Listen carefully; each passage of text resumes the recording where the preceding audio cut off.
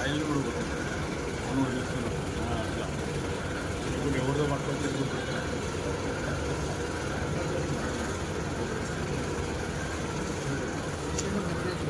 అది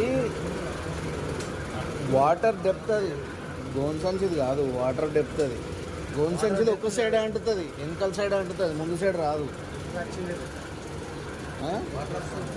అదే అంటున్నా, దీంట్లో ఇదేంటి ఎంత డీప్ ఉంది వాటర్.